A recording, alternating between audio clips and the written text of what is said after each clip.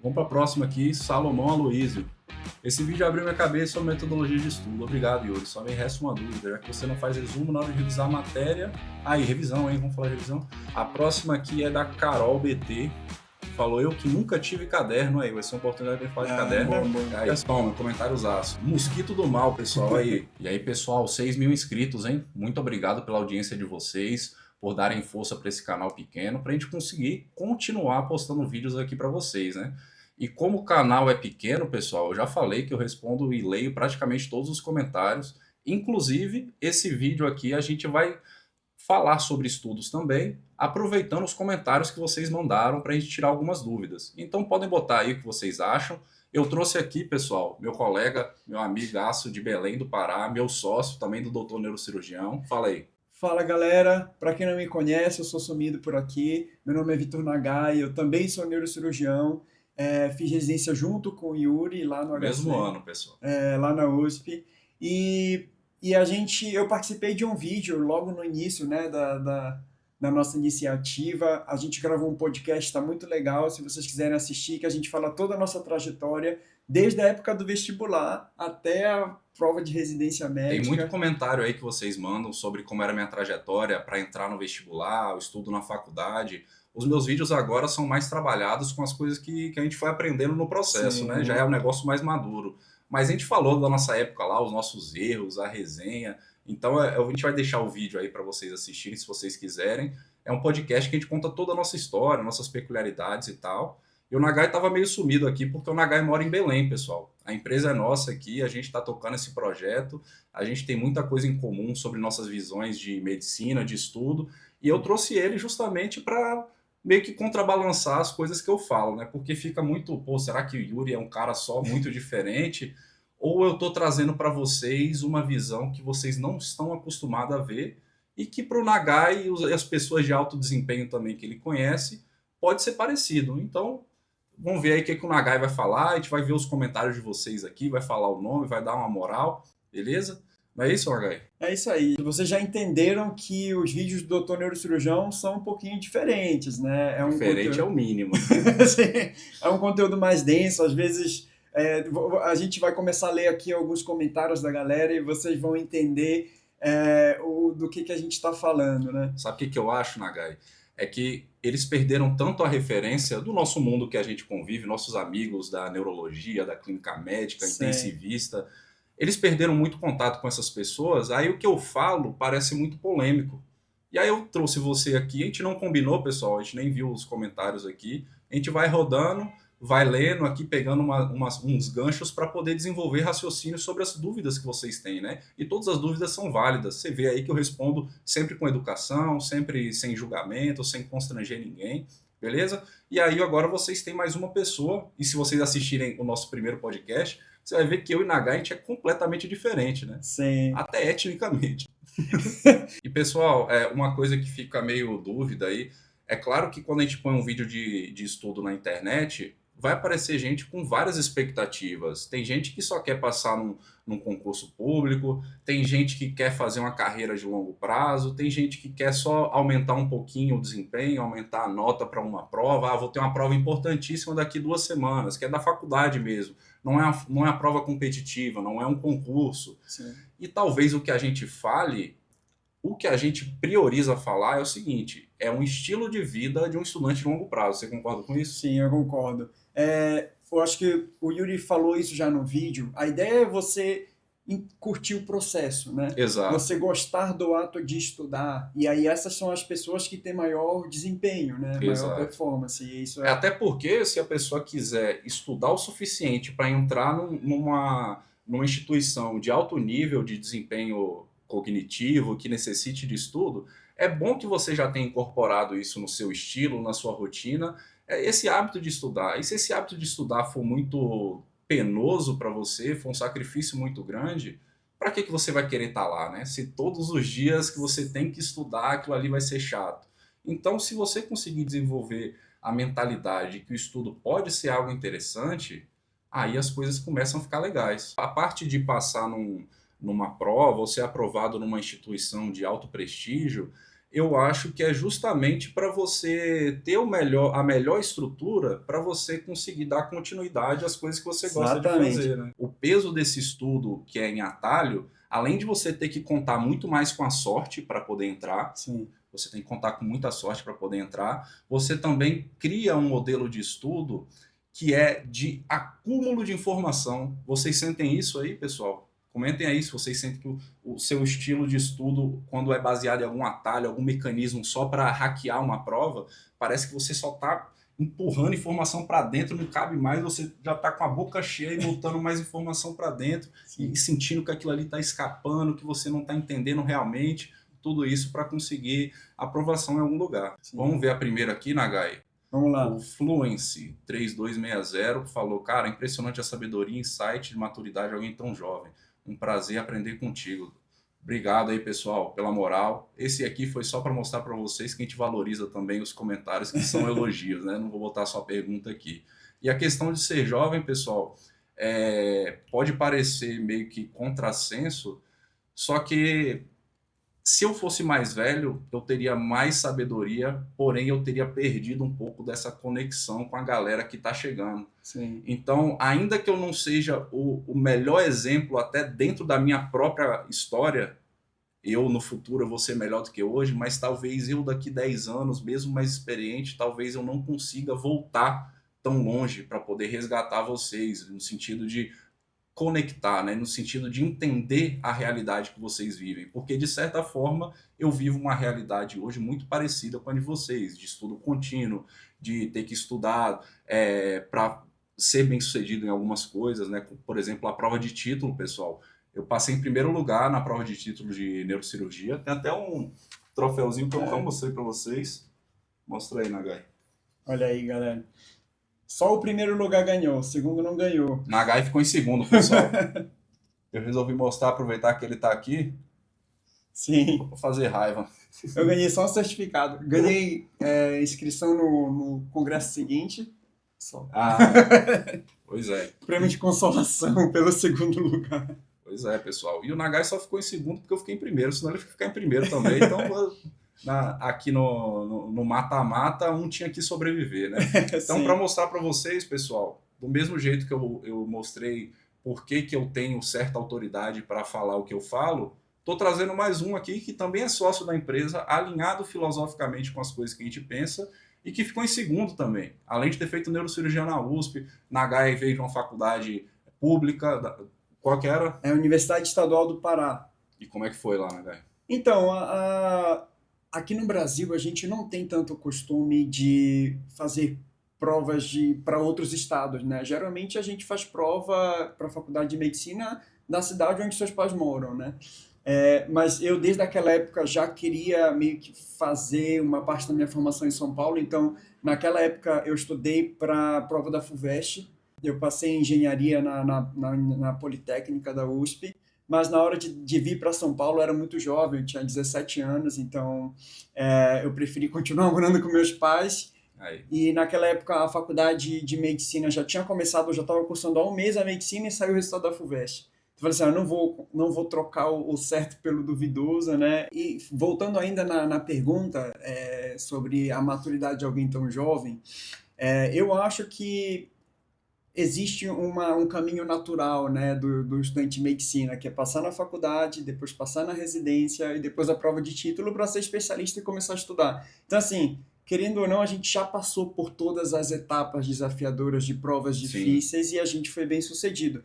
Mas ainda em relação à experiência, a empresa começou, gente, justamente porque eu entendi que o Yuri tinha mais experiência que eu, que o Yuri era mais maduro que eu. Em que sentido? Eu percebi que o Yuri, além de ser muito inteligente, ele sabia se comunicar com vocês, né? E aí entra aquilo que o Yuri falou se a gente fosse talvez mais velho, a gente não teria essa iniciativa de voltar e tá fazendo tudo isso aqui para vocês, né? E eu percebendo uma falha na minha formação, na minha pessoa, eu liguei pro Yuri e falei, Yuri, me ensina aí a fazer esses vídeos aí, como é que você faz, o que você tá falando. E aí que o doutor neurocirurgião começou, né? Então naquele primeiro vídeo, para quem não viu, o Yuri fala que que ele é o sensei dos estudos, eu acho que o Yuri é o sensei dos estudos e da comunicação. Eu acho que é uma habilidade que ele tem e é dele, né? É, a gente acabou falando disso, né, nos outros vídeos, falando que a questão de leitura, né, os livros, eu acho que tudo isso me deu uma certa aptidão para poder Uhum. gostar, desenvolver a criatividade, de falar com as pessoas de uma forma diferente, né, sempre através de analogias, um storytelling diferenciado. E você acha que foi a leitura o principal diferencial? Para a criatividade, eu acho que sim. Desde Ah, criança tinha esse hábito, né, de ler, ficar imaginando as coisas. uhum. Se eu for rastrear e isso tiver preso em alguma atividade que eu fiz costumeiramente, eu colocaria na leitura. Posso estar enviesado, mas Aham. se eu tiver que linkar alguma coisa, eu acho que foi isso. E eu sempre tirei muitos insights dos livros, né? Muitas coisas que eu penso e que eu acabei desenvolvendo foi em cima de coisas que eu já tinha lido. E, gente, numa época que era livro mesmo, né? De biblioteca, pegar emprestado, devolver, não tinha YouTube, não Exato. tinha resumo em PDF nem nada, né? Como a gente viveu essa fase de escassez, hoje a gente valoriza muito mais as coisas que a gente tem. Por exemplo, cara, você ter internet, ter acesso a livros, a material de leitura que é rico, isso aí, pô.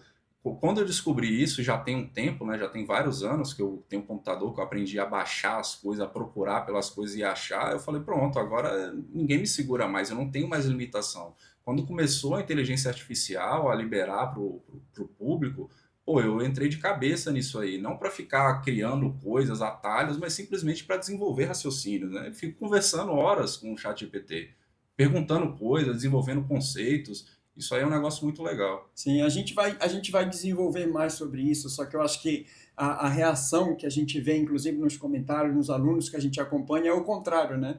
Eu acho que o estudante hoje paralisou com tanta informação, né? Exato. Eles não tiveram a oportunidade de saber valorizar esses benefícios e, na verdade, eles são muito penalizados pela parte ruim dessas coisas, né? Uhum. Cheguei a falar disso também em alguns vídeos, né? Sobre uma coisa que é positiva, por causa de uma armadilha, ela vira negativa. Então, na verdade, a polaridade de algo ela vai depender muito da sua sabedoria para lidar com aquilo. Sim. Isso serve para resumo, serve para revisão, serve para leitura. E como eu falo muito para vocês sobre o aluno, sobre faculdade, sobre eu criança, o que isso mostra? Que eu tenho muito vívido as experiências que eu tive ao longo da minha vida, também como aluno. Então, eu acho que um grande problema de comunicação na sociedade é quando uma pessoa esquece o que ela foi, quando o pai Sim. esquece que ele já foi filho, quando o professor esquece que ele foi aluno, quando o chefe esquece que ele foi funcionário e por aí vai.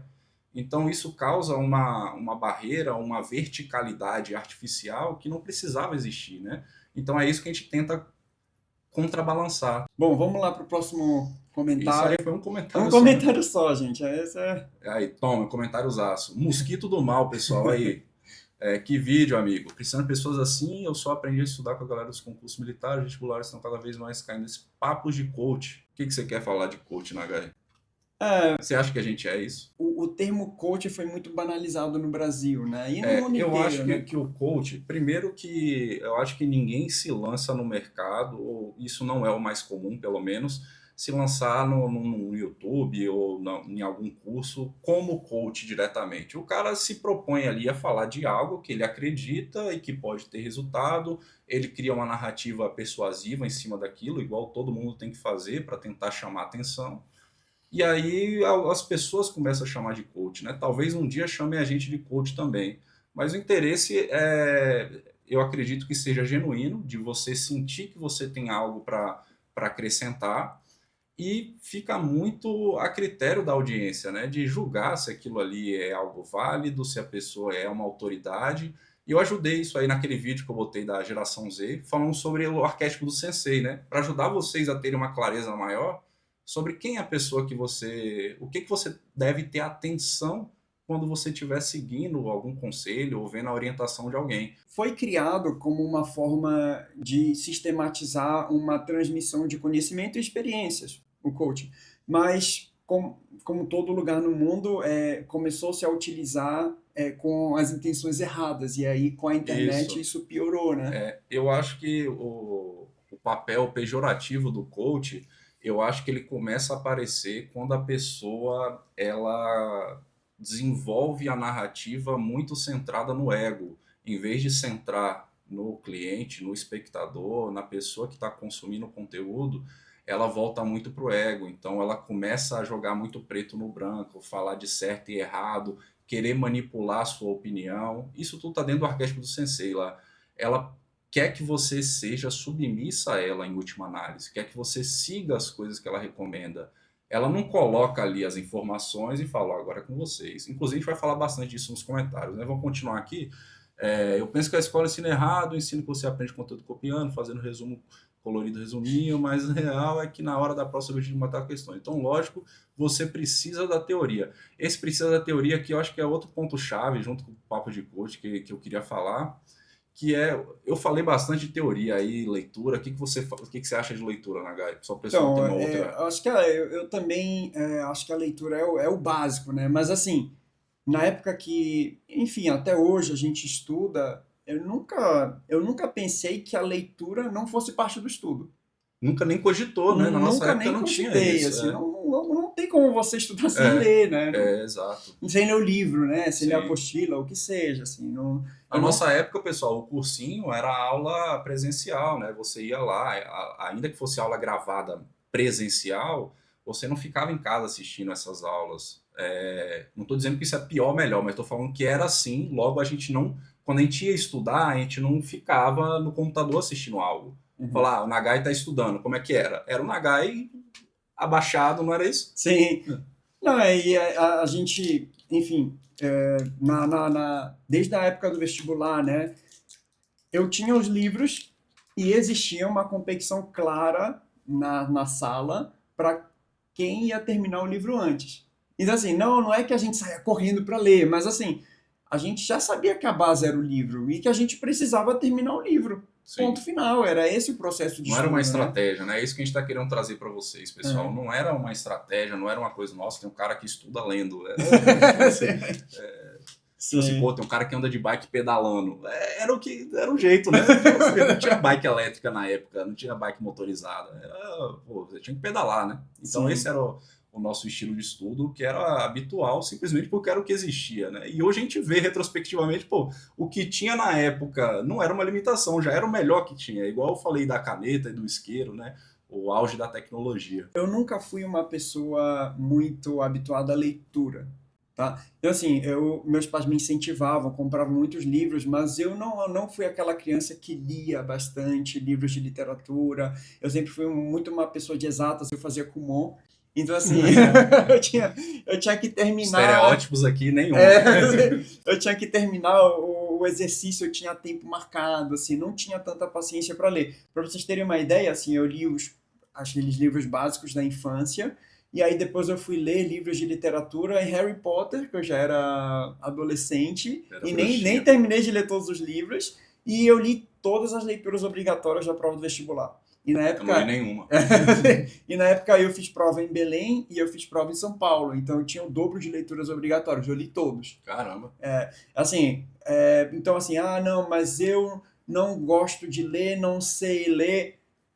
Meu amigo, vai que dá, mas tem que ler, não tem jeito. Assim, eu não gostava, doía, eu demorava mais que meus amigos. Eu tinha amigos que já liam muito, mas eu pensava, tá, aqui...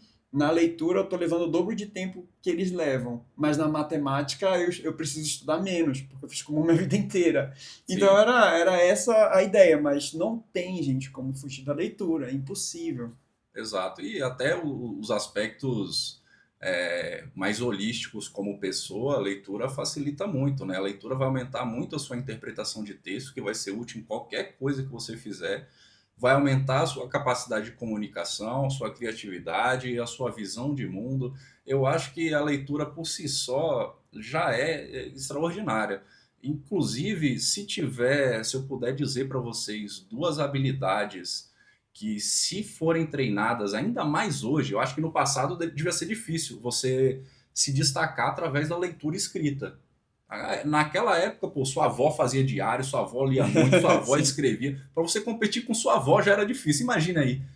Hoje não, hoje como a galera não tem mais o hábito de ler, de escrever muito menos, eu acho que por isso que isso se torna cada vez mais atraente, né? Então a galera Sim. que segue aí o doutor neurocirurgião tá começando a entender que tem uma filosofia diferente aí, que Sim. é reprodutível entre a galera de alto desempenho, talvez vocês se sintam estimulados a entrar e praticar essas coisas. Até porque a galera não está fazendo isso, você vai ter um diferencial. Então eu acho que isso é muito importante. Se tiverem duas habilidades só intelectuais para você praticar para o resto da sua vida, que eu considero que são as melhores, é leitura e escrita. Isso é interessante tu falaste, porque eu nunca fui, mais uma vez, o japonês do Kumon, né? Então, eu nunca fui essa pessoa que lê muito, muito menos eu escrevia. Mas o vestibular me forçou a ler e escrever.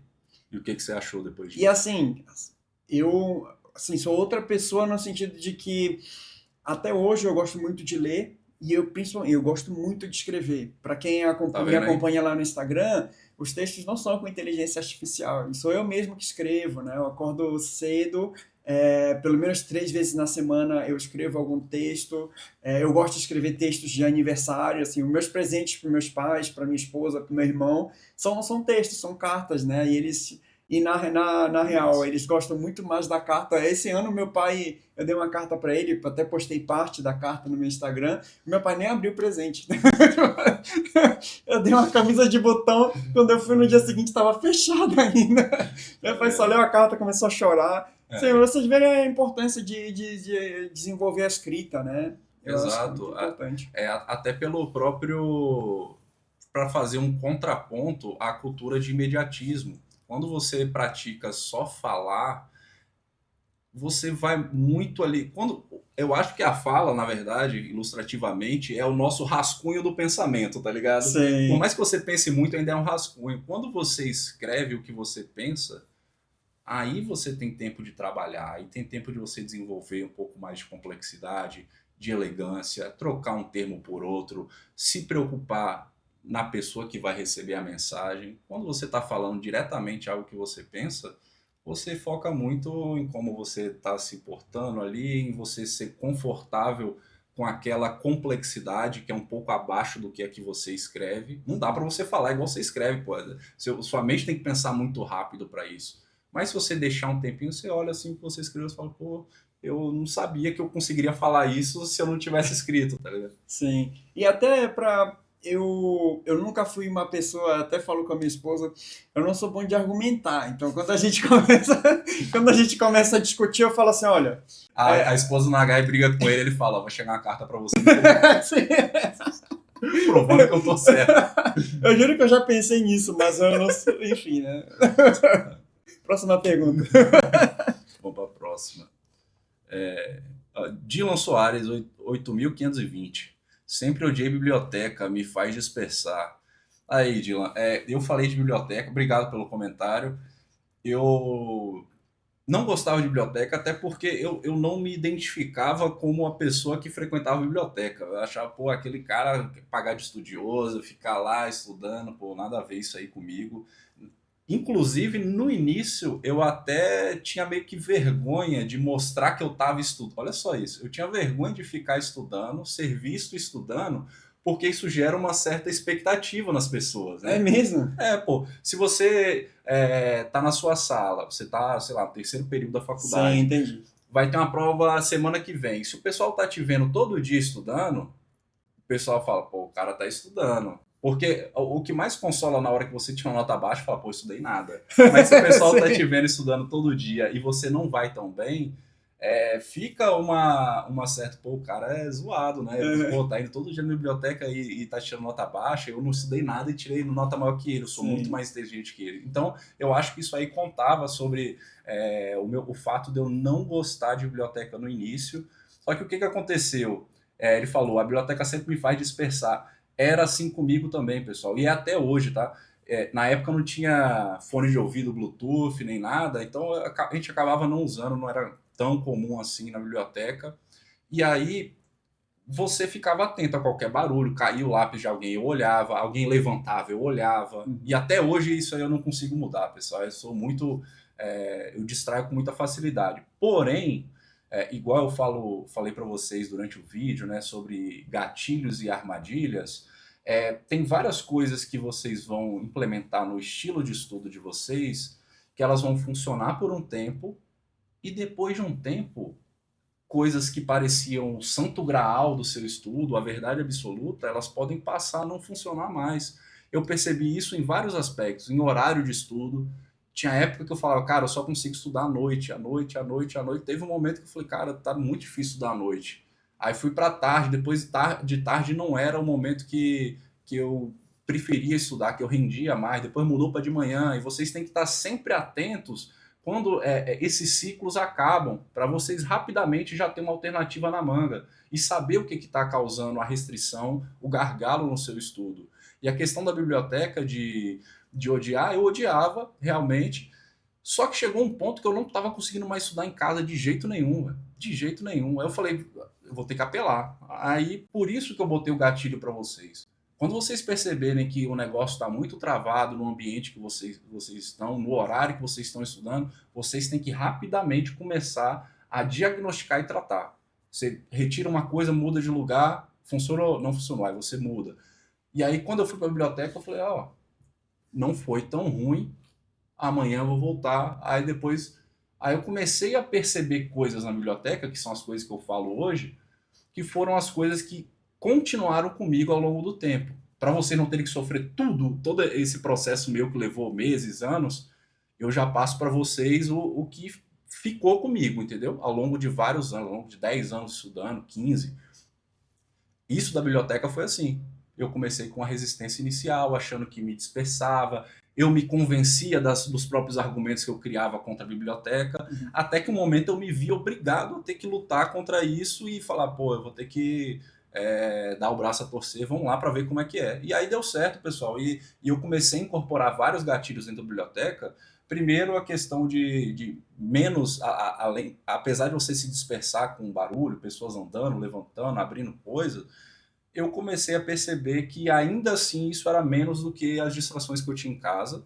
Outro aspecto era ver pessoas, figurinhas repetidas na biblioteca. Isso aí me motivava a estar lá, falar, vai ter o cara lá que eu nem sei o nome, que eu não conhecia, mas sabia que ele estava lá. Às vezes era um período na minha frente, 2. Eu queria que quando ele me visse na faculdade, ele falasse, pô, você é o cara que fica estudando lá também pra caramba, velho, pô. A gente se reconhece, né? Quando você está num processo, você sabe disso na neurocirurgia, né? Quando você está num processo muito intenso, de muita dedicação, trabalho pesado, você tem uma compaixão diferente para o seu soldado ali na mesma trincheira que você. Sim, sim. É uma forma de relacionamento assim virtual, um laço invisível entre essas pessoas que elas têm uma proximidade etérea ali, né? Sim, mas isso da biblioteca, eu estudei em Belém, meu ensino médio, e lá em Belém, na época que eu fazia o vestibular, tinha uma turma específica para concursos militares, que o objetivo era ITIME, mas desde o primeiro ano do ensino médio, a gente já tinha concursos da aeronáutica, do exército, então assim, eu virei concurseiro no ensino médio, entendeu? E é clássico do concurseiro ir para a biblioteca estudar. Né? Parece que e aí assim, quando eu cheguei nessa como se fosse uma profissão, né? Exatamente. Você tem a profissão de concurseiro, seu local de trabalho é a biblioteca. Então assim, quando eu entrei, eu não sabia eu nem pensava em estudar em biblioteca, mas eu via todo mundo da sala, inclusive matando aula para ir para a biblioteca. Essa era a minha galera. Teve até um dia que foi todo mundo suspenso porque a gente estava estudando na biblioteca. Não tinha ninguém na sala. Era um arruaceiro, né, pessoal? Bandidaço, a gangue do cara. Sim. Eles entravam na sala de aula, começavam a estudar, falavam, velho, isso aqui tá muito fraco. Vamos pra biblioteca estudar de verdade. Sim. Aí a gente chegou na direção e falaram assim. Aí eu falei assim pro diretor, eu falei, vai chamar minha mãe pra dizer que eu tava estudando? Aí até o diretor se olhou e falou 12 assim... 12 meses de prisão. Vamos voltar, vamos pra aula, mas não... Aí ele ainda falou assim, na época o diretor falou assim, estudem na sala. Já sabendo que a aula era ruim. O diretor nem sabia lidar com a situação. Exatamente. Pode ser nova. Só que depois, com a maturidade, eu percebi que o meu ponto, o meu local de potência era em casa mesmo. É em casa. Pronto, aí, pessoal. Tá vendo? Opiniões diferentes, né? Os gatilhos e armadilhas, Quando eu falo de uma estratégia que possui uma armadilha, não é que ela não deva ser feita. É que essa armadilha, às vezes, ela é invisível para muitos alunos, e um monte de gente mandou comentário aí falando que caía naquilo sem perceber, né? Então, a ideia é isso, não é tentar ser guru Sim. aqui no sentido de fazer vocês seguirem cegamente as coisas que eu falo, mas de desenvolver uma consciência maior sobre a complexidade daquelas coisas que vocês estão fazendo. Tem muita coisa ali por trás dos panos, né? Abaixo da superfície, que você precisa ficar um pouco esperto para ter o melhor rendimento. E tem algumas coisas em relação ao hábito de estudo que o meu pai, ele sempre... Uma das rotinas da família era o nosso tempo de estudo. Então, assim, todas as casas que eu morei, nem que fosse um quadradinho, tinha uma sala de estudos. Então, assim, esse ambiente de biblioteca, meus pais sempre fizeram pra gente. Então, eu não estudava no meu quarto, entendeu? Eu estudava na sala de estudo. Que massa. E aí, até hoje, eu chego, vamos mudar para algum lugar. Eu estudava no quarto. Talvez seja uma coisa importante aí para vocês verem, né? Se você estuda no quarto, ou num lugar bagunçado, ou num lugar que tem outros propósitos, talvez esse seja um gatilho a mais para vocês perceberem que pode ser esse o problema. É o meio. Eu acho que mais importante do que a biblioteca é o meio, são os seus amigos, as pessoas que estão ao seu redor, entendeu? Isso, cara. Esse é um ponto interessante da biblioteca, de como o meio também te influencia. Uma coisa que eu percebia muito de qualidade na biblioteca, que vocês podem visualizar também, que é, se eu estou em casa numa sexta-feira à noite estudando, para mim, na minha cabeça, se torna muito claro de que eu estou fazendo um sacrifício, de que eu estou abrindo mão enquanto as outras pessoas estão fazendo, se divertindo, assistindo filme, fazendo alguma coisa. Eu tenho essa sensação em casa. Se eu estou na biblioteca numa sexta-feira à noite e tem outras pessoas ali, eu falo, pô, eu não estou sozinho, velho. Hoje eu moro perto da Avenida Paulista e eu quis morar aqui especificamente porque logo que eu me mudei para São Paulo, era um ambiente aqui que eu comecei a andar, eu falei, cara, que lugar louco, cheio de prédio alto, as pessoas diferentes, ninguém olha para você. E no meio da residência, trabalhando muito, pô, sem dormir, cansado. Às vezes eu tinha um tempo, 8 horas da noite ou 9, eu ia na Paulista andar, ouvindo música, eu ia olhando os prédios e vendo as pessoas lá dentro, trabalhando por 8, 9 horas da noite, velho. Eu acho que essa parte que tem uma raiz até meio tóxica de São Paulo, de trabalhar muito, de workaholic, não estou falando que eu valorizo essa cultura, mas quando eu precisava de me dedicar mais, de plantar mesmo, vou plantar muito para colher muito no futuro, então a hora de dedicar é agora. Quando eu estava sofrendo por esse processo, ver as pessoas também aqui em São Paulo, que tinha um monte de gente também, velho, dando sangue, trabalhando até tarde, não que isso seja um objetivo ao longo da vida, né, de longo prazo, mas no momento que eu tava ali, ver isso me consolava, falar, pô, não tá fácil para ninguém, né, também. Não é que o negócio tá especial para mim, a vida é difícil mesmo, velho, e tem a hora para você investir mesmo, acelerar e dar o seu melhor, né. Eu acho que aqui tem um ponto interessante para a gente explorar, no sentido de não gerar ambiguidade ou nenhum tipo de... não passar a mensagem de romantização de uma rotina extenuante ou de que tem que ser workaholic, que trabalho é tudo. Não é isso. É você ser coerente com as escolhas que você já fez. Se você quer fazer, se você tem um interesse desde criança, talvez, que seria até melhor, de você ser um cara entendido de algo. Eu quero ser um cara entendido, eu sempre tive essa ambição, no fundo. Eu até esqueci isso, mas eu sempre quis ser um cara entendido. Um cara que falava bem sobre as coisas que eu deveria falar bem. Eu sempre quis falar bem sobre neuro, eu sempre quis dar aula bem, falar bem com alunos.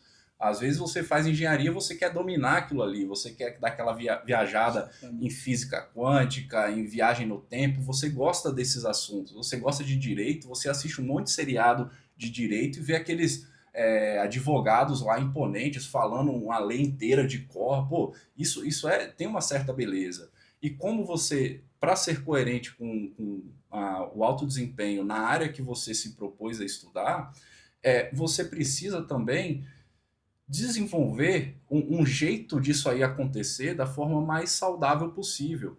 Porque em algum momento a sua faculdade acaba, a sua especialização passa, a nossa foi 5 anos, parecia que não ia acabar nunca, mas a gente saiu de lá. E a gente poderia ter parado de estudar. Só que como a gente tem a ambição, o interesse de ser pessoas referência, expert mesmo na nossa área, saber falar bem a qualquer momento, a gente simplesmente transformou o fardo que era estudar, a autoimposição que era estudar, e eu penso assim, e eu tento estimular em vocês o seguinte pensamento: se eu fiz a minha vida toda para os outros, contra a minha vontade, por que eu não faço um pouquinho para mim?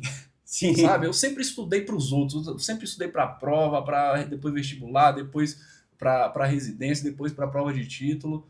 Aí eu pouco a pouco eu fui vendo que eu comecei a fazer para mim no meio desse processo, né? E quando você começa a fazer para você, simplesmente para você aprender, para você falar melhor, para você ampliar o seu horizonte dentro da sua área, para você saber nichar melhor, isso ajuda também, inclusive, gente que tem dúvidas sobre escolher especialidade médica. Quando você começa a fazer para você, os seus interesses naturalmente vão procurando um caminho natural ali. Eu Sim. acho que isso acaba tirando um pouco do peso que é você simplesmente ir para uma biblioteca no domingo porque você é obrigado ou sua rotina exige um desempenho intelectual muito grande, mas na maioria das situações não é bem assim. Você não tem essa demanda tão absurda. E se você incorporar isso, mudar a sua mentalidade um pouco sobre estudo, torna tudo mais fácil. Porque a gente gosta muito das coisas antes de ter. Depois que você tem o que você queria ter, você passa a desvalorizar. Porque em algum momento a faculdade dos seus sonhos ela perde ela desbota todas aquelas qualidades e começa a você perceber que dentro do sonho tem várias partes ruins da faculdade, Sim. tem várias partes ruins do seu trabalho. Então você tem que tentar mudar isso aí, adaptar, incorporar a parte ruim como parte necessária, parte boa também. Inclusive está ainda na pergunta da biblioteca, né? Vamos para a próxima. Sim. Gustavo. Muito bom, cara. Estou no 7º período, tentando encontrar uma forma adequada de estudar. Carga de matérias muito alta. Normalmente, após uma aula de 2 horas, a retenção de conteúdo é mínima. Gosto de fazer questões, não sei o quê, utilizando IA, me ajudar e tal. Beleza. Meu grande dilema é saber filtrar o conteúdo. Esse aqui é um ponto importante. Saber onde é necessário aprofundar ou ser mais básico. Quando faço o básico, a prova pede alguns detalhes mais profundos, e quando aprofundo, acabo perdendo o básico de outra matéria. Ah, muito bom seu Eu relato aí, gostei. Gustavo. Obrigado. Filtrar conteúdo, né, pessoal? Isso aí é um negócio muito legal. É, as coisas que eu passei no vídeo foi meio que um compilado ali, um trailer sobre uma história muito longa, muita coisa meio controversa assim à primeira vista, mas eu consegui desenvolver uma certa linha de argumentação em cima de cada coisa que eu falei. Claro que não pude dar todas as ressalvas, explicar cada detalhe de por que aquilo ali é daquele jeito, eu penso daquela forma. Isso aí de filtrar o conteúdo é muito legal. E isso aí é inerente a uma fase dentro do seu contínuo de maturação, de maturidade dentro do estudo, é uma coisa que você não consegue acelerar. Porém, só tem um jeito de você desenvolver, que é fazendo. E à medida que você vai estudando, se você começou agora na faculdade, está no primeiro período, você vai estudar algo, vai ser tudo muito novo para você. Aí você vai começar a grifar. Por isso que eu ponho aquelas armadilhas todas, porque se desde o início você está muito acostumado a estudar, fazendo muito registro, muita coisa, muito resumo, no início você é tão imaturo que você vai praticamente copiar o livro inteiro, entendeu? É por isso que essa armadilha do resumo é muito importante e precisa ter uma certa vista grossa nessa ambição imediata. Eu acho que essa ambição imediata do aluno é um grande entrave, é uma grande barreira para ele estudar. Ele quer memorizar tudo, ele quer aprender tudo, tudo ao mesmo tempo, ele já quer saber o que é importante. Mas isso que o Gustavo falou, pessoal, aconteceu comigo, isso aí vai acontecendo com o tempo disso aí reduzir.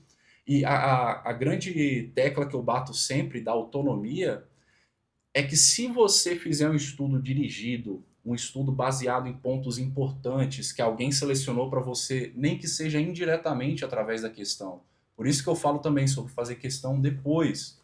Quando você faz questão depois, você testa não só o seu conhecimento sobre a questão, como você também desenvolve autonomia se você está sabendo valorizar dentro do conteúdo aquilo que vai ser importante. Então, em vez de você pegar a questão e pegar o que ela está pedindo e ter que voltar no assunto para poder, pô, eu passei batido aqui, passei voado. Isso é para acontecer, pessoal. Esse sentimento ruim de caramba, eu estudei horas isso aqui, chegou na questão, perguntou um negócio que eu comi bola, que eu passei batido. Se você eliminar isso do seu processo, ainda que dê certo, é um caminho que vai te deixar com menos autonomia. Então você precisa passar pelo que o Gustavo está falando. Isso que o Gustavo falou é essencial. Esse sentimento precisa acontecer. Precisa acontecer, essa frustração. Porque aí você depois vai para a próxima apostila, o próximo capítulo do livro, você vai estudar aquilo ali e você já vai falar, pô, o que pode cair aqui? O que é importante dessa parte? Você que precisa desenvolver isso. Entendeu, pessoal? E só para complementar aqui isso da prova de questão, é que quando você estuda por questão, gente perguntou de estudo reverso, né? Quando você vê as questões primeiro, para depois procurar na apostila o que estudar, isso te dá um salto inicial maior na matéria. Beleza, pode ser útil para você, mas entenda o seguinte, mesmo com todas as vantagens da questão, pode argumentar o que for, um fato fundamental sobre a questão nunca vai ser alterado, que é o seguinte, a questão é um derivativo da teoria. A teoria está aqui, a questão está aqui dentro. Não tem como. Isso nunca vai se inverter. A questão nunca vai ser maior do que a teoria. Só se for uma questão que ainda não tem resposta, mas isso aí não vira prova. Se uma pergunta que não tem resposta ainda, não vai cair na prova. Anula, vai ter que... Anula. Exato. Então, se o estudo reverso, o estudo baseado em questão, é muito interessante, principalmente para matérias mais difíceis, que você está muito perdido, não tem problema fazer isso, não tem certo e errado aqui. Mas você tem que entender o seguinte, se você quiser competir com um cara que está, a minha mão saiu, nesse nível, o cara que está estudando muita teoria e fazendo muita questão, se você fizer a sua questão, você não vai conseguir chegar lá, porque a sua parte não equivale ao todo dele. É simplesmente conjunto e subconjunto, né? Sim, e uma coisa que o Yuri fala bastante até para os nossos alunos de mentoria é que a prova, ela testa várias habilidades, dentre elas a tua habilidade de leitura. Perfeito. Entendeu? Então, assim, isso é interessante. Eu nunca tinha pensado sobre isso, mas a tua habilidade, até velocidade de leitura e interpretação da questão, ela vem de muita leitura. Então, assim, quando você lê a questão e você já leu várias vezes, ou você já leu com calma e tentou aprender aquele assunto, você entende em que caixa aquela questão ela tá localizada. Exato. E aí o seu cérebro imediatamente vai retrivar, né? Vai buscar esse assunto naquela caixa baseado no gatilho de leitura, né? Perfeito. E foi legal você ter tocado nesse ponto de engavetar as coisas na memória. Eu falei naquele vídeo que um aspecto muito importante da memória é a organização, você saber onde cada coisa se encaixa. Sim. Eu estou estudando, sei lá, física, isso aqui é movimento retilíneo uniforme, é movimento... uniformemente variado, enfim, é hidrodinâmica, é termodinâmica. Você saber o que está dentro de cada coisa é muito importante para na hora que você começou a ler a questão, você fala, pô, isso aqui está dentro de hidrodinâmica. Se estiver dentro disso, eu sei que pode cair tais coisas. Então isso aí já começa a te organizar. E quando a gente está falando de organização, tem outras perguntas aí que eu vou poder falar mais, que é sobre revisão. O que alinhava muito o meu estudo contínuo e o mais simples possível, o mais direto? Eu tinha uma meta de leitura de páginas por dia, baseado em quanto tempo eu queria consumir aquele conteúdo de leitura. E aí, o problema desse método é que você termina agora na metade do capítulo, amanhã você continua na outra metade e as coisas ficam meio soltas. Só que eu corrigia isso com revisões rápidas, igual eu falei para vocês no vídeo, que eu fazia revisões pontuais de grandes volumes de conteúdo. E a vantagem disso é que, além disso te tomar menos tempo, essa revisão rápida, por exemplo, eu vou estudar hidrodinâmica inteira ou vou estudar colagenoses em medicina. Quando você faz uma revisão com maior volume de conteúdo, você tem uma visão holística, que é coisa que você não faz na sua rotina. Não dá para ter uma visão holística na rotina. Sim. Você estuda hoje o que tem para estudar hoje, amanhã o que tem para estudar amanhã, mas você não desenvolve uma visão holística. Aí, periodicamente, você tem que fazer uma revisão com grandes blocos de conteúdo para você entender, então colagenose que eu estudei parecia ter 50 doenças, na verdade tem 6, tem 7 importantes aqui, e eu sei agora quais são as 7, né? Você passa uma visão mais ampliada. Quando você está estudando diariamente, a sua visão é muito aqui, ó, muito focada lá embaixo, e aí na aula de revisão você amplia, vê o cenário global, né? E aí que é a importância da leitura, gente, entendeu? Mais uma vez reforçando, a pessoa que lê bem, tem o hábito de ler, ela não vai ser pega, porque era isso, né? No final na prática eu estava tentando hackear as provas, as principais provas que eu ia fazer, entendendo a minha limitação de leitura, e aí isso se encaixa para quem se identificar com isso também, mas quando mudava um pouquinho a prova, era uma prova com um modelo diferente, eu não ia bem. É isso aí que eu queria chegar, pessoal. Quando você estuda de uma forma hackeada, você limita a sua flexibilidade para abstrair. Isso. Esse que é o problema, entendeu? Perfeito, Apesar de você exatamente. ganhar, de você dar uma acelerada na sua curva, você aumenta a sua nota de 40% para 60% muito mais rápido do que seria só lendo. Porém, é de uma forma hackeada, de certa forma artificial. E se você tiver uma ambição de estudo um pouco mais baixa, isso vai funcionar muito bem para você. Por isso que não tem certo e errado aqui. Mas a gente tem que falar para todo mundo. E vai ter gente aqui que vai querer ser faixa preta, vai querer USP, vai querer fora do Brasil, vai querer coisas até maiores do que a gente já fez. Então essa pessoa precisa estar equipada com um chip mais potente ali. Sim. E esse chip mais potente é você estudar para você estar pronto para interagir. Na hora que vier, você desvia do golpe e já dá uma rasteira, entendeu? Essa é a diferença do cara que estuda direcionado e o cara que estuda ali de forma holística, linear, né? Eu sempre estudei de forma linear. Demorou até isso a apresentar resultado, né? É um método um pouco mais complicado, mas, de novo, tem que ser coerente com o que você quer. Se você quiser uma parada de alto desempenho, a escolha é sua. Você pode não querer isso, mas se você quiser, eu estou falando que esse é o caminho que é mais eficiente, é mais seguro, se você tiver as condições de fazer. É claro, pessoal, uma ressalva importante aqui sobre estudo, tem gente que pode assistir isso em várias realidades, tem gente que teve ontem que ele falou que é porteiro, que meus vídeos dão a maior força para ele estudar à noite.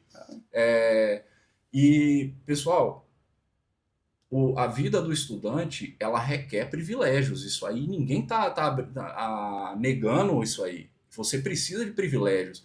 Só você ter sua mãe e seu pai ali para alguém passar e lavar sua roupa, para botar a comida ali pronta para você só esquentar no micro-ondas ou pegar da panela, meu amigo, isso aí já é um privilégio imenso.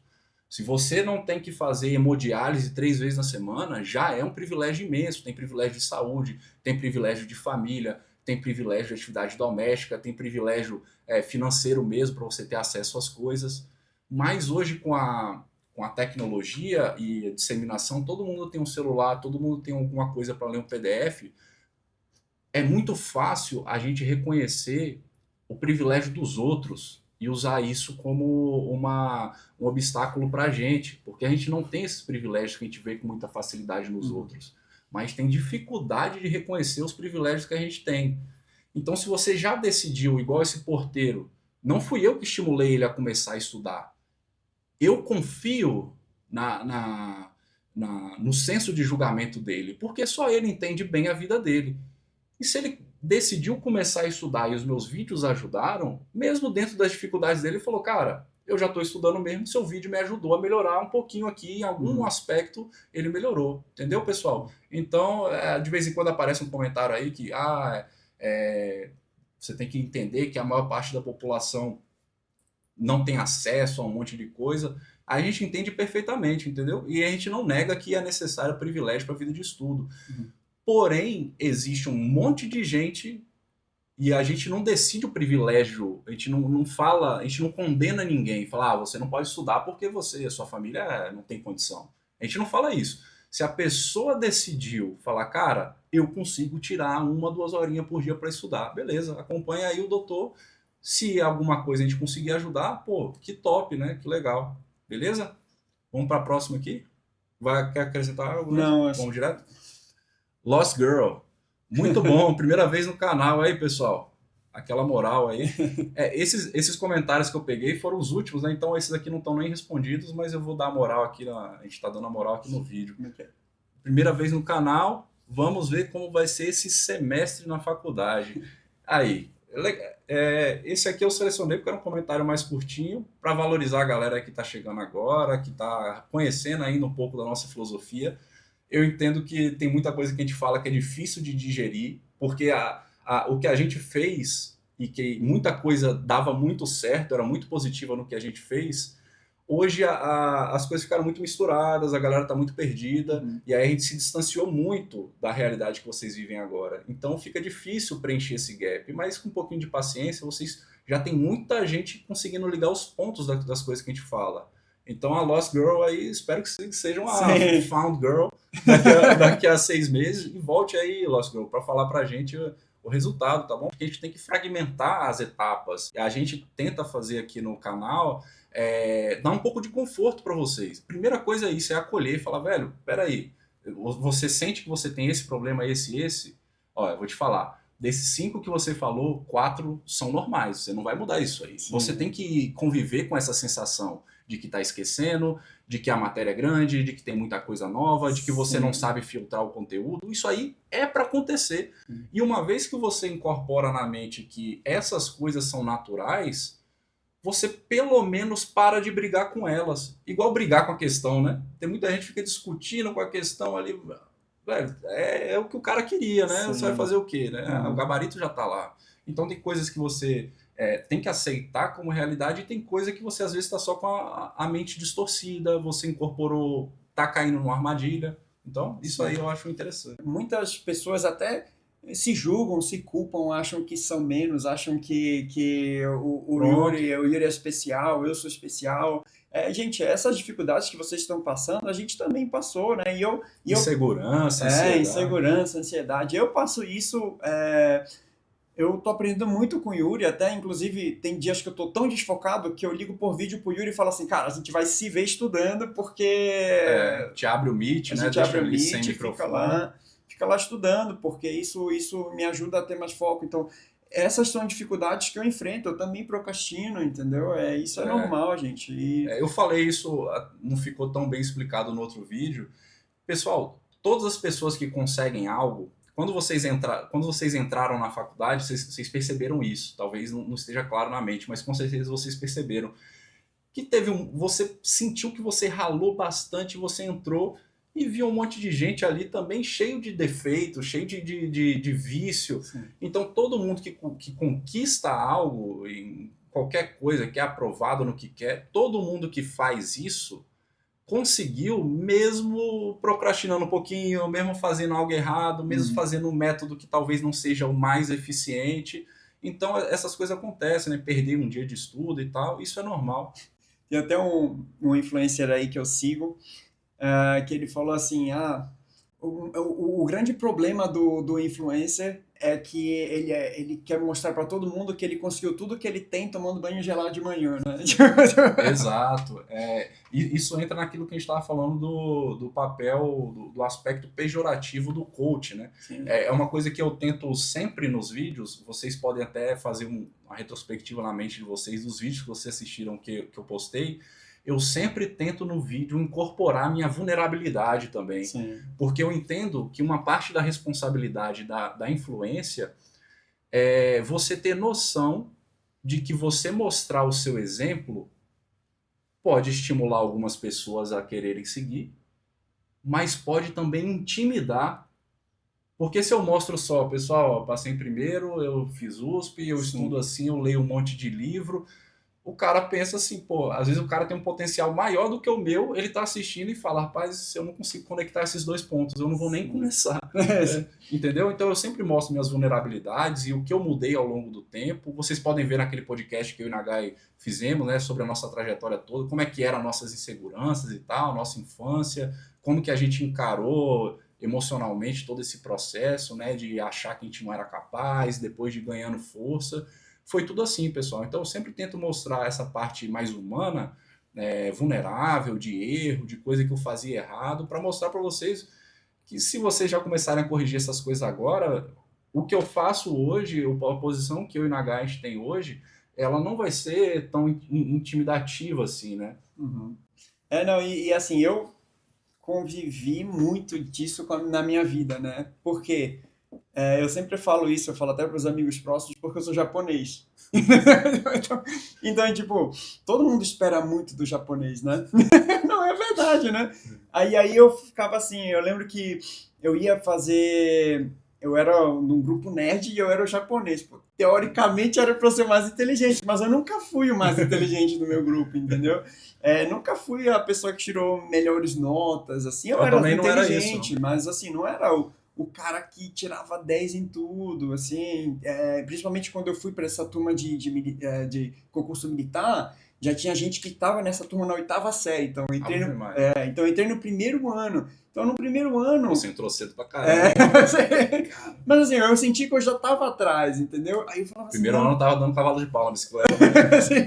andando empinando numa roda só, né? Mas aí eu vivia muito essa pressão dentro de mim. E era só para mostrar para vocês que eu nunca me enxerguei como japonês. Pelo contrário, eu me cobrei por ser japonês. É isso, pessoal. A gente incorpora no nosso personagem as nossas peculiaridades, nossas dificuldades, as expectativas que a gente cria pra gente, a gente acha, as expectativas que a gente acha que os outros criam pra gente também. Então, isso tudo tá... A gente vive isso, pessoal. Isso aí a gente tem que lidar, né? Carretel da vida. A próxima aqui é da Carol BT. E falou, eu que nunca tive caderno aí, vai ser uma oportunidade para falar de caderno. Boa. E as poucas vezes que registrei algo foi com palavras-chave, hoje me sinto acolhida, haha. Sempre foi muito criticado por isso, porém sempre mantive que para mim era mais produtivo. Ótimo conteúdo. Obrigado, Carol, pelo comentário. Deixa eu falar. Eu tô muito orgulhoso porque o acolhedor sou eu. E eu tô muito feliz de ver um comentário desse, que as pessoas estão se sentindo acolhidas pelo Yuri. E sobre caderno, Nagai, como é que era essa questão de anotação? Cara, você assistia a aula anotando? Então, eu assisti a aula anotando.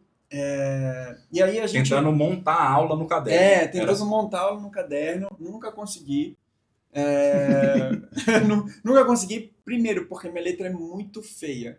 Então, quando eu conseguia copiar toda a aula, eu não entendia nada do que eu tinha escrito. Pode ser uma coisa que vocês podem reparar aí. Talvez, eu acho que o fato de ter uma letra feia te tire um pouco do caminho do caderno, velho. A minha também era muito horrível.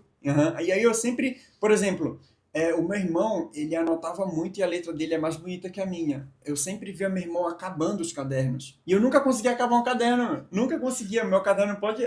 Minha mãe, ela guarda os nossos cadernos. Mas eu nunca conseguia acabar um caderno das matérias. Nunca. Porque eu começava a anotar, aí no meio da aula eu desistia, entendeu? Sim. Bom, o que eu falei sobre anotação em caderno era sobre armadilha, né? Além de você poder cair na armadilha da anotação, você perde um gatilho importante de que as coisas são para entrar na sua mente e que o melhor momento para você aprender e memorizar é durante a aula, principalmente se a aula for boa. Só que um amigo meu, que é da nossa turma, o Matheus Miranda, que fez neurocirurgia com a gente também, formou no mesmo ano que a gente, também muito estudioso, muito inteligente, ele falou, cara, o vídeo ficou muito bom, a parada que eu achei que você ia deslizar era sobre a anotação que você falou, mas você fez umas ressalvas boas, porque no meu caso, eu só consigo prestar atenção na aula se eu estiver anotando. E foi aí que eu aprendi, através desse feedback, que para não desestimular isso em vocês. Às vezes você só consegue prestar atenção na aula, o preço que você paga para prestar atenção na aula, para não se dispersar, é anotar. Então aí fazendo o controle de danos, Sim. o jeito mais eficiente de você lidar com o seu estilo de estudo e sua consistência é você fazer o controle de danos de coisas que são seus vícios, que são, fala, cara, beleza, eu sei que isso aqui não é o melhor, eu tenho noção absoluta que tem um jeito mais eficiente, mas ou eu faço isso ou não faço nada, tá Sim, ligado? É para não tirar zero e ganhar um pouquinho ali, eu preciso anotar e, pô, ótimo, sim. né? Então isso de caderno aí é É, legal. e o objetivo desse vídeo é validar, né? A gente, mais uma vez, a gente não tá vendendo receita de bolo, né? Ah, façam isso que vocês vão passar, não é isso. E tanto é que, por isso que eu tô aqui, deu para entender que a gente meio que também estuda diferente. Mas das minhas conquistas acadêmicas, eu acho que a prova mais difícil que eu fiz e passei foi a neurocirurgia da USP. E eu, assim, conversando já com o Yuri, já tem um tempo que a gente conversa sobre estudos, eu percebi que eu tentei minha vida inteira hackear a prova, entendeu? Então eu fazia muita questão parecida, e aí não, nas provas que não fugiam muito daquilo eu ia bem, mas se fugia eu não ia tão bem. Tanto é que na prova de residência eu passei em o quê? 3 provas e o Yuri passou em todas. Então assim, mais uma vez foram métodos diferentes e os resultados do Yuri foram melhores. Então nessa tentativa de hackear uma prova é, conversando com o Yuri, eu percebi que a minha maior conquista acadêmica de aprovação foi a neurocirurgia da USP. E nesse ano eu tentei não hackear a prova, entendeu? Eu tentei me preparar bem como um todo. Eu lembro que na época a gente fazia um cursinho e tinha simulado com uma certa frequência. E saía um ranking nacional, né? E, claro, todo mundo queria estar no primeiro, segundo lugar do ranking. Isso fazia parte do teu ego, né? E eu via que meus amigos estudavam para o simulado, entendeu? E aí eles faziam provas antigas, simulados antigos, o simulado se repetia, e aí eles iam bem, Artificializava a nota deles. artificializavam a nota. Então, nos primeiros simulados, eu fiquei lá para baixo, porque eu falei assim, não, eu quero que o simulado me pegue de surpresa. E essa foi uma das Pra formas ver como você tá para interagir, né? Eu exatamente. vou fazer uma analogia aqui que pode ser interessante, que vamos supor que você já tenha tentado aprender a coreografia de uma dancinha do TikTok. E aí você vai para uma festa, você fica parado, na hora que entra aquela música que você sabe dançar, você dança. E é mais ou menos assim a preparação para a prova, né?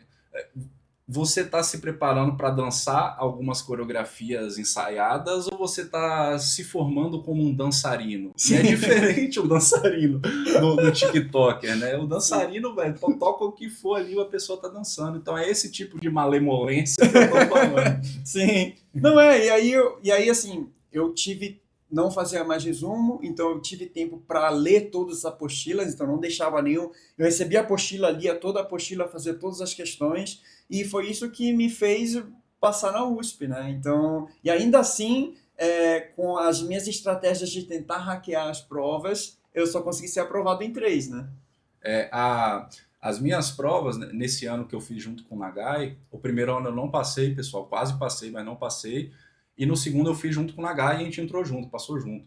A diferença é que o Nagai está falando é que ele passou em 3, eu passei em várias, e dentro das que eu passei, eu era muito homogêneo nas minhas notas, era Sim. sempre acima de 80%, eu não fiz menos de 80% em nenhuma prova.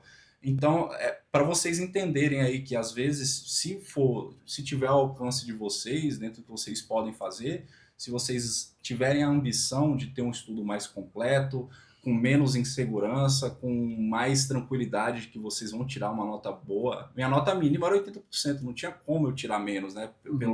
Pela minha carga de estudo. Sim. Eu já contei essa história no outro podcast, né? O Yuri, ele entrava na sala, ele ficava do meu lado. Por causa do nome, né? Y e V. Y e V. E aí, assim, deu tempo mínimo da prova, o Yuri já levantava. Fazia a prova em 1 hora. Na primeira prova eu falei assim, vixe, não sabia nada. Aí na segunda eu já tinha visto o nome dele na primeira prova, eu falei, vixe, fechou a prova. Vamos para a próxima aqui, Salomão Aloísio. Esse vídeo abriu minha cabeça sobre metodologia de estudo. Obrigado, Yuri. Só me resta uma dúvida, já que você não faz resumo na hora de revisar a matéria. Revisão, hein? Vamos falar de revisão. Você volta um capítulo do livro e lê de novo fazendo novas anotações. Então, depois descarta essas novas anotações para então, quando vier revisar outra vez a matéria, voltar no livro, fazer anotações, repetindo o processo eternamente. Bom, ele quis saber detalhes do que eu falei no vídeo, de como eu revisava, né? Eu não vou tentar entender a fundo aí, perdão pela... Obrigado pela pergunta, Salomão. Deixou aqui o gancho para a gente falar de revisão, justamente as coisas que dá para a gente falar de revisão. Eu considero revisão, pessoal, a primeira coisa que vocês têm que saber sobre a minha opinião de revisão é que revisão é a parte mais difícil do estudo. Tanto de fazer, tanto de planejar, de organizar e tanto em relação à armadilha, certo? A revisão, ela pode se tornar com muita facilidade a maior armadilha do seu estudo. Você pode ser um estudante excelente que tem um potencial completo de ser o primeiro colocado em qualquer prova que você quiser, porém, se você não ficar muito atento com as armadilhas da revisão, pode ser que você saia do jogo completamente. É isso que... Esse fantasma tem que estar muito bem apresentado para vocês. Passando essa fase de que o fantasma existe, o que mais que a gente pode falar de revisão? Eu falei que eu revisava periodicamente, eu não planejava previamente minha revisão. Eu fazia questões também mais ou menos planejadas e eu aproveitava para revisar durante as questões, né? Eu voltava ali nas páginas, pegava um conteúdo inteiro ali e lia, passava o olho nas anotações que eu tinha feito, não fazia novas anotações, beleza? Na apostila. Às vezes eu salvava naquele bloco de notas virtual do meu celularzinho e postei até no outro vídeo aí da geração Z, eu postei como é que era literalmente, eu recuperei o backup de 2016 e postei para vocês. Beleza? Era assim que eu fazia revisão. Então, a primeira coisa é saber que revisão é a parte mais difícil mesmo, vai exigir mais maturidade de vocês. Agora, a parte ruim também, né, que essa também é um detalhe ruim sobre revisão, é que revisão é microgestão. E a gente fala aqui, para não ser ambíguo, para não engessar a cabeça de vocês, a gente fala em linhas gerais sobre o que é o estudo. Ele deve estar aqui, ó. Aonde você vai se posicionar dentro desse canal, aí é com você, entendeu? Se você for muito acima desse canal, você vai estar provavelmente errado, e para baixo provavelmente errado, exceto em algumas eventuais situações. Então, revisão, eu falo isso, é microgestão, é a parte que vai demorar mais a se aperfeiçoar no seu estudo. Só não deixe isso virar uma armadilha. É o que eu tenho a dizer. O que você acha, Nagai? Não, eu concordo. Quando eu passei quando estava no estudo para residência, eu não lembro exatamente em que período do ano, mas eu comecei a me reunir com alguns amigos para revisar, entendeu? E aí, na minha cabeça, era um compromisso. A gente se reunia toda semana, geralmente era à noite, de 7 às 9, e aí era assim, olha, hoje a gente vai revisar, não sei, 10 apostilas. E aí sentava para um sabatinar com o outro, trocar ideia. Isso me ajudava porque eu não sou uma pessoa de hábitos à noite, noturnos, então era um tempo que não era produtivo meu. Vamos deixar esse gatilho aqui rapidinho para eles. Isso que o Nagai falou de utilizar um tempo que você sabe que você não vai fazer nada para fazer algo que vai no automático é outro gatilho positivo, tá, pessoal? Independente da técnica, do proveito, da eficiência daquilo, se é num momento que você tem certeza que não vai produzir nada, se você conseguir encaixar algo que vai entrar no automático, aí é um gatilho legal, pode ser. Sim. Não, e eu sabia que aquele tempo de revisão ia ser bom e não ia me atrasar na progressão das apostilas, né? Só ia somar. Né? Exatamente. Isso é importante, né? Você não pode se perder em voltar, e essa armadilha, você volta para revisar e aí para de progredir. Eu acho que esse é o pior essa era uma regra cenário, fundamental, essa aí. As regras fundamentais que eu falei para vocês naquele vídeo, elas são fixas, ali é universal. O objetivo do estudo é transferir para a mente, não muda. O melhor momento de aprender é durante a aula, ali, se a aula for boa, se a aula for bem dada e tal. Outra coisa é sobre revisão, que o objetivo do estudo é progressão de conteúdo. Cara, o que você fizer que estiver atrapalhando você progredir a matéria, tá errado. Precisa ser mudado. Se você for para a prova sem ter feito o trajeto inteiro, pô, aí você tá sob extremo risco de tomar uma flechada. O cara apitou o início da guerra, já vem uma flecha no seu peito, entendeu? Vamos para o próximo. Da Danley Maranhão. Não sabia que tinha o YouTube Premium. Obrigado, Danley. Um gato. Doutor, vejo vídeo aula, achei muito interessante sobre a questão da leitura, até baixei alguns livros. Para conciliar os dois, você acha melhor a absorção de conteúdo ver o vídeo aula primeiro ou ler o livro? Pronto, aqui a gente pode falar sobre vídeo aula, né? Na nossa época, pessoal, não era algo comum ter, nem no YouTube você achava tanta coisa explicando, igual tem hoje. Então a gente não trabalhou tanto essa experiência, só que por ter feito o cursinho preparatório, a gente viu que, pelo menos no meu caso, aí na HC fala o que foi para você, que tem matérias, tem conteúdos que, cara, se você for quebrar a cabeça para entrar ali por conta própria, velho, você vai comprometer tanto tempo do seu estudo. Sim. Que é melhor você assistir a videoaula, principalmente se for num momento que você já não iria conseguir ler mesmo, um lugar que está meio bagunçado, que tá com barulho, ou você tá cansado, você assiste a videoaula. Isso aí é uma boa introdução, vai economizar tempo quando você estiver lendo, né? Vai te dar uma visão global. O que você acha? Um estudo bem disciplinado de videoaulas, algum material de revisão e questões, talvez isso te garanta uns 70% numa prova. Sim. Né? Numa pessoa que lê bem, que sabe interpretar, eu acho que isso te garante 70%. Tem especialidade médica que, se você tirar acima de 70%, está dentro. Alguns concursos públicos. Alguns concursos públicos, vestibular, né? Mas a gente está falando dos concursos mais concorridos, né? E assim, para os concursos mais concorridos é acima de 80%. E de 70 para 80 é muito. Porque, meu amigo, de 70 para 80 é exponencialmente mais difícil. Sim. Tanto que 90% é um alvo que a gente nem almeja, né? Eu fiz 92% numa prova que foi da Unesp, foi minha maior nota, foi a única que eu tirei acima de 90%. Então não é uma coisa viável você tentar isso aí, porque a curva de esforço ela vai subindo exponencialmente. Para você sair de 0 numa prova de residência para 20, se vocês souber ler e escrever, você já tira 20, né? Inclusive, a probabilidade de 5 alternativas ali, você chutar tudo, você pode tirar 20 numa prova de 100 questões. Mas, à medida que você vai tentando subir essa nota sua, se você quiser entrar em algo que vai exigir acima de 80%, aí você começa a ter aonde procurar aqui as dicas que a gente coloca para vocês. O próximo.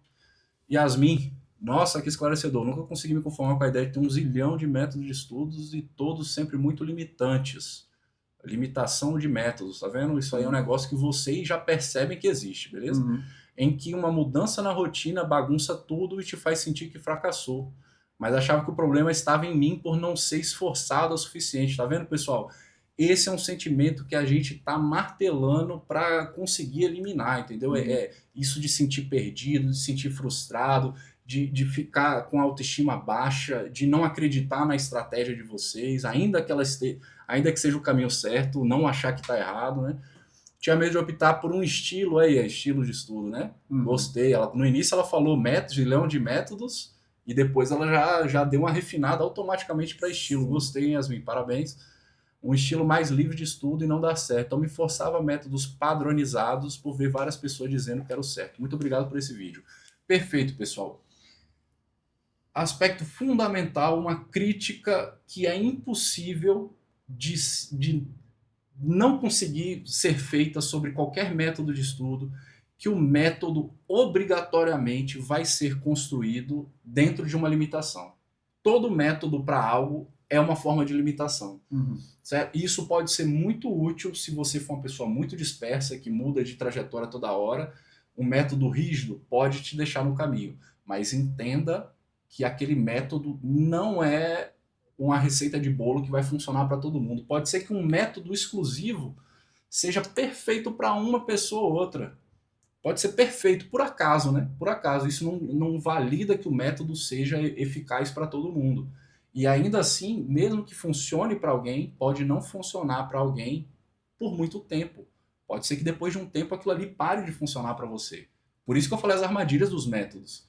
Para quando aquilo começar a dar problema, você já tá, opa, Yuri falou isso, hein? Isso aí poderia acontecer. Eu tava gostando, passei minha lua de mel aqui com o método, agora aquilo que ele falou tá acontecendo. Pessoal, eu tentei tudo isso aí. Eu sempre fui muito ativo no YouTube, via só os canais da gringa, muito que vocês assistem no YouTube hoje é importação, né, do pessoal que fala dos canais em inglês e traz para a realidade do brasileiro. Eu tentava fazer tudo isso já direto da fonte e eu vi que vários desses tinha muita limitação que não funcionava para mim. Yuri, só você que estuda mais esse tema estudo, o que seria um método padronizado? Então, o método padronizado é um método que ele te impõe exatamente o que você tem que fazer. Ele não te dá tanta liberdade e também, quando ensina um método, igual em ciência, né, que você sabe, artigo científico, você no final bota o quê? Conclusão. Não. Limitações. Entendi. Limitações do estudo. Os métodos, quando eles falam, eles não falam das armadilhas, das limitações daquilo ali, né? O que você tem que ficar esperto. Por isso que o meu vídeo é útil e ele é diferente dos vídeos que falam sobre esses métodos padronizados. Eles estabelecem um padrão para você seguir.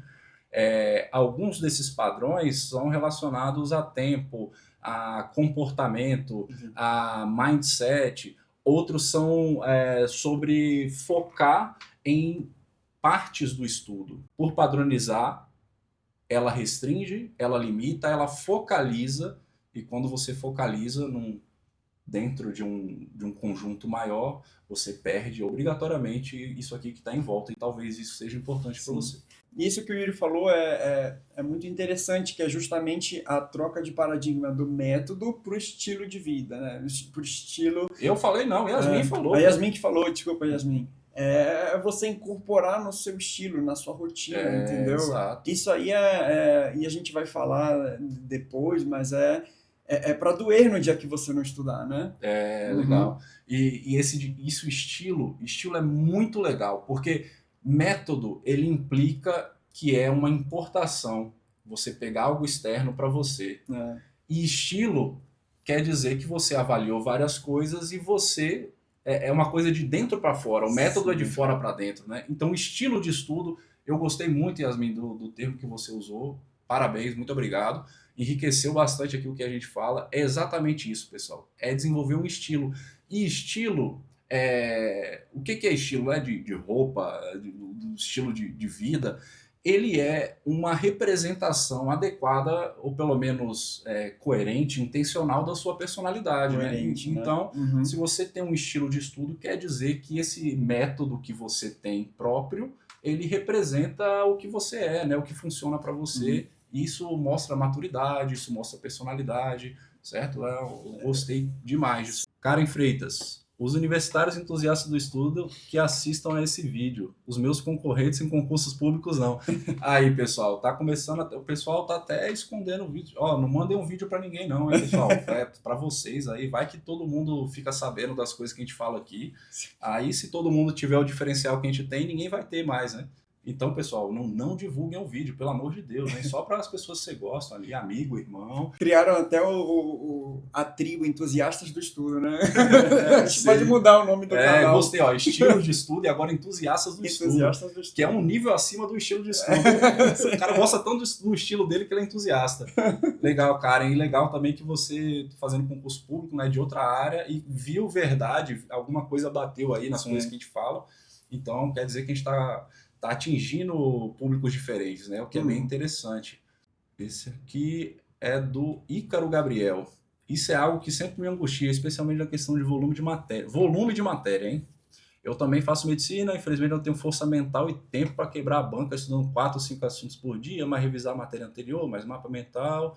E, nossa, como dói ver anos de matéria acumulada, hein? Eita, lembrou aí, Naga, das apostilas, dos livros... Mas, ultimamente, estou vendo que boa parte do sofrimento vem justamente de deficiências do ciclo básico. Deficiências do ciclo básico, pessoal. Deixa isso aí na mente. Então, rever físio, sêmio, especialmente farmaco, ajuda. Ainda não. Você falava fármaco ou farmaco? Acho que foi o farmaco. Ainda não sinto que cheguei lá, mas tem que seguir em frente. Obrigado, Ícaro, pela sua pergunta. Aqui a gente pode falar sobre alguns aspectos, né? Você quer falar de qual, Nagai?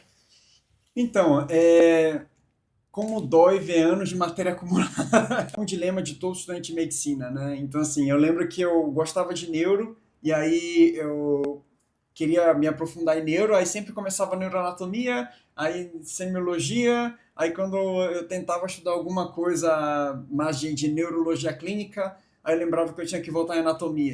Então as pessoas nunca acabava. Ficava uma bola de neve. Vira uma bola de neve. Novelo de lã que você não consegue achar o fio onde você puxa para continuar. Você pega um aqui, aí dá um nó num ponto, aí você tem que virar. Sim, isso foi uma deficiência. Eu passei por isso também, cara, na faculdade. Esse é um dos objetivos do nosso curso de neuroanatomia. Para quem não conhece, a gente tem um curso de neuroanatomia. E um grande dilema meu é que, principalmente durante a faculdade, tinha vários livros, tinha um monte de coisa, eu tinha que pesquisar um livro aqui, outro livro de lá. E a ideia da nossa iniciativa é a gente pegar um compilado de informações. A gente já leu todos os livros, acho que o Yuri mostrou no vídeo anterior o tanto de livro que ele já leu. O Yuri, para montar o curso de neuroanatomia, ele leu literalmente cabo a rabo todos os 5, 6 livros que são referência do curso, para trazer de uma forma mais compilada, né? De uma forma de compêndio mesmo. Mais atualizada, né? E videoaulas densas, com bastante conteúdo, com uma didática importante. Eu acho que se eu tivesse acesso ao curso de neuroanatomia, essa barreira de ficar tendo que voltar ia ajudar muito, né? Isso que o Ícaro falou de deficiências do ciclo básico, olha só que interessante, eu nem sabia que você ia falar isso do curso, mas não falar especificamente do curso, mas sobre neuro, e lógico, eu fiz um curso de neuro e eu percebi isso de uma forma muito interessante, que quando você pega algo. Olha o que Nagai falou. Ele falou sobre quando ele gostava de neuro, tentava estudar neuro, só que neuro, ele estudava uma parte de neuro e isso chamava outra parte. Sim. Chamava anatomia, chamava sêmio, chamava fisiologia. E como é natural para a gente, durante a faculdade, ter várias lacunas desses conhecimentos, a gente se torna pobre em fazer analogias, em juntar conceitos, em ampliar a nossa máquina de processar informação médica. E aí, quando eu fiz o curso, eu queria originalmente ensinar neuroanatomia para o pessoal, e eu pensei assim, falei, cara, isso aqui está interligado com todas essas áreas básicas, por isso que é difícil você começar a aprender neuro, porque tem anatomia, tem fisiologia, tem todas essas partes do ciclo básico que é uma falha durante o nosso progresso, né? Então, para você aprender neuro, você tem que passar limpo tudo isso, né? Então, o que ficou legal no curso foi que conseguiu meio que traçar esse paralelo com outras coisas, por isso que a neuro, eu acredito fielmente que a neuro é a parte que mais interliga as áreas da medicina, principalmente porque é uma das partes mais difíceis, né, de você aprender. Uhum. Então, quando você começa a pegar essa visão holística de como as coisas funcionam, a parte vascular, hemodinâmica, circulação de líquido, inervação, o sistema nervoso autônomo, isso está relacionado com todas as partes do corpo, né? Motricidade. Então, a neuro é muito rica por si só, né? Então, fica uma dica aí, você que está com alguma deficiência do ciclo básico, a neuro pode ser uma chave para obrigar você a fazer esse apanhado, você resgatar os conceitos do passado, você revisitar de uma forma mais natural, porque você não vai pegar o Goodman ali de farmaco e ler, já foi essa fase aí, não está tudo perdido, mas tem coisa que já não dá para fazer mais, entendeu? Não dá para você pegar o Guyton e querer revisar a fisiologia, você está no internato. Então tem que ser um negócio um pouco mais direcionado, a gente tem que ajustar conforme o prazo que a gente tem, né? Então a deficiência do ciclo básico, eu acho que todo mundo, isso aí é comum, né, Nagai? Com certeza, não tem jeito de você trazer tudo lá de trás, você traz uma coisa ou outra, mas é bom você ter alguma estratégia que comece a incorporar isso aí, porque vai te dar muito mais habilidade de interagir. Sim. Carla, Sou estudante de medicina fora do Brasil aí, pessoal. Um salve aí, pessoal que faz medicina em outros lugares. E Júlio precisava muito desse vídeo, em meio de tantas técnicas de estudo, ficamos perdidos. Aí, pessoal, mais um aspecto do seu vídeo clareou minha mente. Muito obrigado. Obrigado, Carla. Mais uma conquista aí em relação a perdido, a baixa autoestima. Comentário internacional. Comentário internacional, né? O Agora, próximo. a Mariana, esse vídeo literalmente me salvou e me deu um toque para a realidade. Gratidão. Pessoal, obrigado. Isso de toque para a realidade é uma ambição que a gente tem de não mostrar o certo nem o errado absoluto, mas de conseguir desenvolver em vocês o senso crítico para ter esse tipo de noção, né? De falar, cara, finalmente alguém falou algo alguém que conseguiu as coisas que eu quero, Sim. ou parecido, e ele tá falando coisas que eu sempre acreditei, mas nunca vi ninguém fazendo, né? Então, fala, pô, tira aquele sentimento de estar perdido, frustrado, com baixa autoestima, e te bota de volta na realidade e fala, não, então é isso aí mesmo, né? Dá uma validada. Tá todo mundo estudando igual, aí vem uma marca e fala assim, olha, o nosso método de estudo é diferente, e aí tem prova social, e aí isso vira um desejo, né? E é isso que vocês precisam tá bem cientes, entendeu? E aí esse que é o toque de realidade. E para vocês terem uma ideia, a nossa inovação é através, por exemplo, de uma introdução com documentários antigos. Exato. Entendeu? A gente está resgatando alguma coisa que foi perdida no arquivo, né, de conteúdos, e os alunos hoje em dia, eles olham, eles assistem os trechos de documentário que o Yuri seleciona, passar dias, meses selecionando para fazer uma introdução que faça sentido e nexo Tem um vídeo no canal aí de um documentário. Vamos colocar, para vocês terem uma ideia de como é o processo de montagem do curso. E isso em si é uma inovação. Então, inovação não necessariamente... É uma nova descoberta. É uma nova descoberta, exatamente. Isso aí é legal, pessoal, porque eu sempre também, do mesmo jeito que vocês se sentem acolhidos aí com as coisas que eu falo, eu percebi, eu conversava com o Nagai, a gente falava muito disso, falava, cara... será que as pessoas esqueceram como é que as coisas eram feitas antigamente? Será que eles não sabiam como é que funcionava? Como é que dava uma aula boa no passado? Aí a gente começou a assistir aula, tinha uma professora uma universidade muito top lá nos Estados Unidos, esqueci o nome, mas a professora era Mary Ann Diamond. And this machine can maintain a body temperature because you have a hypothalamus. You destroy this nucleus in the hypothalamus. Era uma mulher de 70 e poucos anos já de idade, e ela entrava, e tem vídeo dela recente, dela dando aula, e mesmo já nessa época, ela não usava PowerPoint, ela chegava na lousa, cara, e dava uma aula brilhante. Eu falei, e eu assisti isso antes de montar o curso, né? Aí eu comecei a falar, pô, os documentários antigos, cara, riquíssimos de informação, riquíssimos. Sim. As aulas antigas, riquíssimas. Eu falo, pô, a gente fez alguma curva errada em algum ponto, né, velho? E aí, isso foi há mais de um ano, né? Aí a gente começou a montar meio que esse dossiê que eu tô jogando para vocês com o Nagai aí aos poucos, para mostrar para vocês que as coisas mudaram, e não quer dizer que essas mudanças são para melhor. Tinha muita coisa que eu assisto hoje e falo, caramba, velho, tem anos que eu não assisto uma aula assim, que eu não vejo um documentário tão bom, velho. Então, a gente tenta incorporar isso, né? Trazer de volta, resgatar, né? Fechar esse gap, né? De geração. Sim. Beleza? Eu acho que tem mais um último comentário. Maria Eduardo, eu começando o vídeo querendo pegar uma folha para anotar. É isso, pessoal. Virou uma obsessão, né? Virou um ato automático, virou um hábito. Na hora que alguém fala algo contra um hábito de algo que você está fazendo, e que você já está tão apegado àquilo que faz parte de você, esse hábito, gera um pouco de resistência, gera ceticismo, mas não é para você tentar desapegar de tudo ao mesmo tempo do que a gente fala, mas reconhecer já que aquilo ali talvez não seja o método mais eficiente, que você pode amadurecer uma coisinha de cada vez no seu estudo. E isso aí que a Maria Eduarda falou é mais ou menos já provando os pontos do vídeo, né? Sim, mas eu também fui esse aluno, né, que corria atrás para anotar, e hoje em dia eu percebo que até durante a residência, eu já percebi que isso não era um método que era tão válido para mim, né? Então, assim, talvez a você que seja esse tipo de aluno, vale a pena tentar, né? É isso, pessoal. Ó, estamos muito felizes aí, 6.000 inscritos, com participação de vocês, engajamento. Aqui a gente está mostrando que a gente dá atenção ao que vocês falam, a gente valoriza cada tipo de dúvida, questionamento.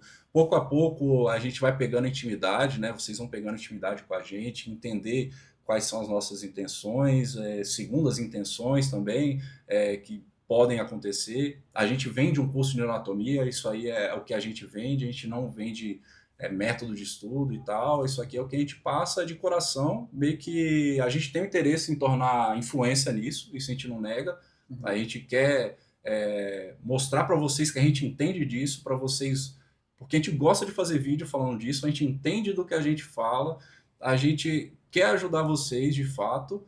Então, se houver uma contrapartida positiva da parte de vocês, vocês gostarem, continuarem dando força pra gente aí, ser educado nos comentários, a gente lê mesmo, fica feliz, fica triste e tal. Então, vamos continuar nessa pegada aí. Estamos muito satisfeitos, muito animados. Eu tenho mais um monte de coisa para falar para vocês, pessoal, aprofundando nessa filosofia toda. A gente perdeu essa habilidade de construir filosofia sobre as coisas que a gente vive, cara. Já tem uns 30 anos, sei lá, que o mundo mudou bastante e ninguém mais está preocupado em pensar criticamente, ser né? crítica, exatamente. Falar, cara, o que é medicina, né? O que é lidar com... O que é o estudo? É estudar para prova, passar? Peraí, isso é novidade ou é coisa antiga? É coisa que a gente distorceu ou coisa que a gente aprimorou? O que deve ser? Qual que é a melhor relação do aluno com o estudo, do aluno com a faculdade? Como reconhecer suas ambições? O que é necessário para conseguir o que você quer, se aquilo está alinhado com o que você gosta realmente. Então, essa filosofia parou de ser construída, a gente não é filósofo, a gente é especialista no que a gente faz, mas como não tem ninguém fazendo, a gente vai construindo com vocês aqui, né? Pegando mais experiência, a gente tem bastante experiência já com aluno, a gente vai pegando mais experiência com vocês, com os comentários, a gente vai sempre tratando todo mundo muito bem, eu quero que vocês tenham a gente aqui como um amigo, uma pessoa que dá para confiar. É isso aí, gente. Rumo aos 7.000 inscritos no canal do YouTube. A gente também tem uma página no Instagram. A gente vai colocar aqui o link para vocês. E é isso aí. A gente está à disposição, o que vocês precisarem. E podem contar com a gente. Beleza, pessoal? Abração a todos aí. Tchau, tchau. Tchau, tchau.